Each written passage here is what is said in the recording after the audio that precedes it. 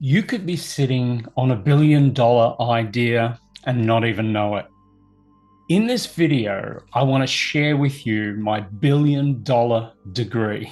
Now, these lessons I learned that didn't turn me into a billionaire, but it did help me to make millions of dollars from ideas. Now, for a moment, just imagine if you had an idea that when you scoped it out, it held the potential to earn you $1 billion in just 1 year. Imagine that. Sound impossible? Well, it sure did sound impossible for me. And that's the problem. Sometimes our beliefs get in the way of financially flipping our world. Now, one idea can completely change your life and deliver your financial fortune. That's exactly what happened to millions of people. And it can happen for you too. Now, today, I would like to talk about the billionaire brain and how timely creative zeal can lead you to make your first million, perhaps even your first billion. I believe that magic can happen when you follow your inner voice and take action on your ideas. You might call it synchronicity, though, regardless of what you call it, magic really does happen when you get an intuitive hit to do something and you completely ignore that fear voice and you just go ahead and you follow your heart anyway. Shouldn't that be follow your head? No. Leave your head completely out of this for now. Hi, my name is Schnabel, and I'd like to take you back to the year 2000, where I learned one of my most valuable wealth lessons. I call it my $1 billion degree. At the time, I was living in Mentone, Victoria, Australia, in a modest house 2 blocks from the beach. It was after dinner one night when my intuitive voice gave me an idea. Now, it was one of those ideas where you get the whole download all in one moment. And I realized that the biggest capital costs for a university was the real estate, the land, the bricks and mortar, and their heftiest running costs is staff. That's when I got the idea to build the first of its kind, an online university. Now, you have to remember that on June 23, 1989, Australia joined the global internet for the very first time. While this was 11 years on from that date, the internet was still pretty new. Now, an online university was a wild idea, though at the time, the NASDAQ was over 5,000 and timing was perfect. Facebook wasn't even a twinkle in Zuckerberg's eye. Bezos was ducking flack about Amazon's lack of profitability in his vision. And Google was not even 2 years old. It was an exciting time. However, the dot-com bubble was just about to burst. And the NASDAQ was about to fall to an almost crippling 1,000, erasing nearly all of its gains during the dot-com bubble. Now, when I got this idea, I went straight into my home office and fired up my computer. I began moving around boxes on a page to develop the business model. By 3 a.m. that morning, I had run a cost analysis and I was in. I was committed. I had a business plan outlined on a 1 A4 sheet of paper that I took with me to a meeting I had later that morning. Synchronicity was my friend, as that morning I was meeting with the owner of a college in Melbourne. At the time, I was marketing manager for the Herald and Weekly Times, and John Lettingham was a potential client. I was going to take him to the Melbourne Grand Prix that day, but I called him in advance and I asked if we could meet for a coffee before we went to the Grand Prix at the Sheraton Hotel in South Bank. It's now the Langham Hotel. Now, we met and I showed him my idea. When he saw it, he went weak at the knees. John was excited and urged me to join him that Friday in Jakarta, Indonesia. He said my idea was the missing piece. On that Friday, we had a meeting with the directors of a large Indonesian company called Kodal. Now, while this now all seemed like it was moving way too fast, again, I ignored my fear and just simply said, yes, let's do this. Synchronicity happens when you get an intuitive hit to do something and you just do it.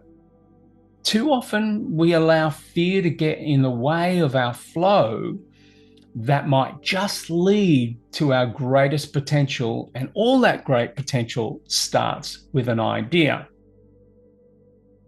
Now, both John and I were excited about my idea that we stayed at the Sheraton until 12:30.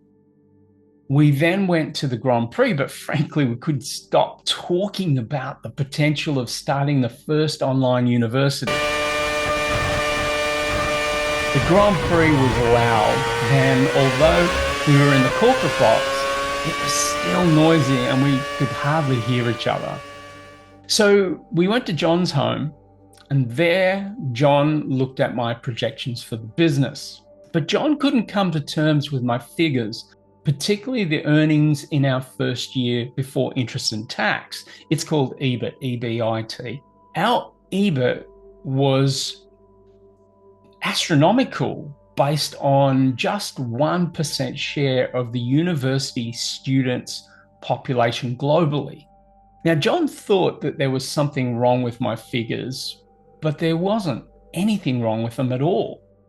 So I pared back our market share from 1% to 0.175% of the university student population. That came to a conservative 7,500 students, and this trimmed back our EBIT to $42 million that we would make in profit, EBIT, in our first year of operation. We still had a very big number in front of us, and that became a problem for John. You see, John at this point had never earned anything like this amount. I hadn't either. This was our first stumbling block, as our self-esteem could not even fathom earning $42 million in our first year of business. Though we were about to discover that number was a drop in the ocean of our business's full potential. Now, as John and I fleshed out our business idea, we realized that we could deliver degrees and diplomas online much cheaper than any university in the world. Now, we concurred that the appeal of our offering would not be the convenience and price of delivering our education online. Australian educational standards were highly regarded, particularly in Asia. And at our four-figure price points, our accreditation would be highly appealing. Now, by the time Friday came and we boarded our flight for Indonesia, we had registered Intellect 21. Now, this was our holding company that held our intellectual property that we had built in mere days. Now, we traveled to Jakarta, and while there, we met with the vice chancellor of a university, Universitas Terbuka. Now, the vice chancellor looked at our business model. He basically just stared at the numbers, and he just kept looking at our student numbers and our projections for what seemed like an extraordinary long time. John and I just sat there watching him watching this document. Finally, he raised his head and he said, "I wish to do business with you. I want half. I want a 50% share in your business." Now, I responded that 50% share is a major slice of the pie. And I asked him what he was going to bring to the table in order to demand 50%. He said, "That's a very interesting question, Mr. Schnabel." No one could pronounce my surname in Indonesia. He continued by saying that your projections of 42 million is based on 7,500 students, which is correct. He said, this is a fascinating figure. I immediately started to doubt my analysis, thinking that we were being perhaps even way too ambitious. But he continued, it's a fascinating figure for this reason. Our current distant education students are 10 times your number. Here at Universitas Terbuka, we have 75,000 students. In that moment, John's face went white. He was already pale already, but you could just imagine the abacus in our minds just went completely wild. Though in truth, we couldn't even fathom what our new projection would be when we 10x'd our student population. I suggested that we reconvene at another meeting to discuss our new offer, and we asked our driver to take us back to our hotel. I said to John, let's get completely out of our heads and into our bodies before we discuss this any further. And we went for a swim in the hotel pool. Now, we just put our heads down and did laps backwards and forwards, backwards and forwards. My body was filled with energy, but swimming calmed me down and I did the numbers in my head. Eventually, we both stopped swimming and we rested at the shallow end of the pool. And I said to John, do you like this hotel? To which he said, sure, I come here all the time. And I said, we could buy this hotel in our first year of business. Doing just one deal with Universitas Terbuka meant that our EBIT wouldn't amount to 42 million. We would make $998 million. And that's just $2 million shy of $1 billion. Now, let me give you my $1 billion degree. This one defining moment in my life held the power to completely transform my financial life, not just mine, but my family's lives for several generations. We've all seen what happened to the pioneers of this time. At the time of doing this video for you, in July 2024, Facebook's founder, Mark Zuckerberg's net worth in 2024 is 178.6 billion US. Amazon's Jeff Bezos's net worth is 216.5 billion. And Google's Sergey Brin's net worth is 145.7 billion. These are all billionaires, and I'm not. The reason? Because if your self-worth can't get to 6 figures, let alone 7, 8, 9, or 10 figures, then you will unconsciously ensure that your idea is never realized to its full potential. Now, John and I both had difficulty coming to terms that my idea could generate 42 million in profit, let alone reconciling a 998 million profit in its first year. Now, the story doesn't end there. In a mere month, John and I watered down our shareholdings as we created partnerships with Campus Online, a provider of the software we would need. Teng, our lawyer, became a partner, and in mere months, our combined low self-esteem had our stress levels spike, and many of our meetings ended in arguments. John went from enthusiastically optimistic to constantly black-hatting and seeing the downside in everything. He wasn't just the devil's advocate, he became devilish in his behavior. But it wasn't all John's fault. Unconsciously, our working class minds started winding up the business that hadn't even launched. It was kind of like our minds and our bodies couldn't contain the power we needed to get the company off the ground. We didn't have the nerve that was required to become a billionaire. All the directors, me included, came from humble beginnings. Our brains were so used to working hard for everything we owned and making all that money, billions just didn't compute for us. We didn't know who we had to become, let alone what we had to do to drive this business to its highest heights. So the business collapsed and we all went separate ways. I only saw John one more time in the railway tunnel between South Bank and Melbourne on my way to a city appointment. Now, you might think that this was my billion-dollar degree, but it wasn't. In the years after the collapse of Intellect 21, I found myself studying the differences between wealthy people and poor people. I read so many books on the subject and then found many answers in studying neuro-linguistic programming, or NLP as it's commonly known.